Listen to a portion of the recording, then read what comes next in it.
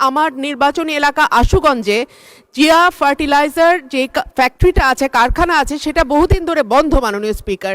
সেটা চালুর ব্যাপারে কোনো উদ্যোগ নেওয়া হবে কিনা? মাননীয় স্পিকার, বেসরকারিভাবে নন ইউরিয়া সার আমদানি ২৬-২৭ অর্থ বছর থেকে আর করা হবে না বলে সিদ্ধান্ত নেওয়া হয়েছে।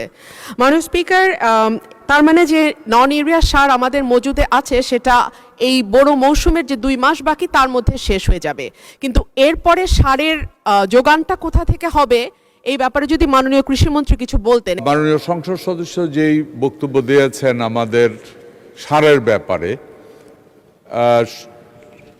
এই মুহূর্ত পর্যন্ত আমাদের কাছে যেই পরিমাণ ইউরিয়া সার আছে, আমরা জুলাই পর্যন্ত আমাদের জুন বা জুলাইয়ের বিগিনিং বা মিডল পর্যন্ত আমাদের ইউরিয়া সার আছে।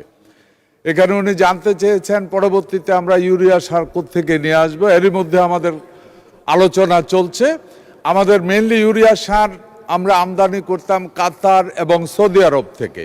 এরই মধ্যে আমাদের প্রতিনিধি মাননীয় প্রধানমন্ত্রীর একজন উপদেষ্টাকে কাতারে পাঠিয়েছেন, ওনার সাথে গতকাল রাতেও আমার কথা হয়েছে। আমরা আশা করি খুব দ্রুত আমরা যদি আমাদের যুদ্ধের মধ্যে আমরা আলোচনা চলছে যে আমাদের ওই বিতর্কিত যে জায়গাটুকু আছে ওইখানের ভিতরে এর মধ্যে আমাদের তেলের ট্যাঙ্ক যেহেতু ছেড়ে দিচ্ছে, আমরা আশা করি আমাদের সারের জাহাজও ছেড়ে দেবে। সার নিয়ে খুব বড় ধরনের সমস্যা হবে না। ওনার দ্বিতীয় যে প্রশ্নটা ছিল আমাদের ইউরিয়া ছাড়া বাকি যে সারগুলি প্রাইভেট সেক্টরে ইম্পোর্ট। মাননীয় স্পিকার, আমি জাস্ট গত 1 মাস আমি এই দায়িত্ব নিয়েছি, এর মধ্যে সারটা নিয়ে আমি একটু ঘাটাঘাটি করেছি।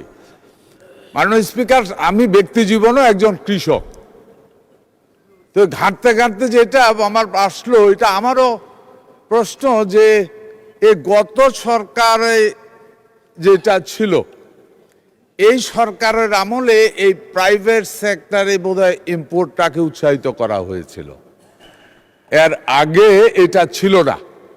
এটা G2G ইম্পোর্ট হতো এবং আমাদের গভর্নমেন্টের এগ্রিকালচার রিলেটেড ডিপার্টমেন্টগুলি ইম্পোর্ট করত। এ ব্যাপারে আজকেও আমাদের কথা হয়েছে, আমরা আশা করছি এ ব্যাপারে আমরা আলোচনা করব। কৃষকের জন্য যেটা সবচাইতে সুইটেবল হবে, দেশের মানুষের জন্য যেটা সবচাইতে সুইটেবল হবে, অর্থনীতির জন্য যেটা সবচাইতে লাভবান হবে, সেই পথে আমরা হাঁটবো এবং সেটাই দেশের জন্য কল্যাণকর হবে। ধন্যবাদ মাননীয় স্পিকার।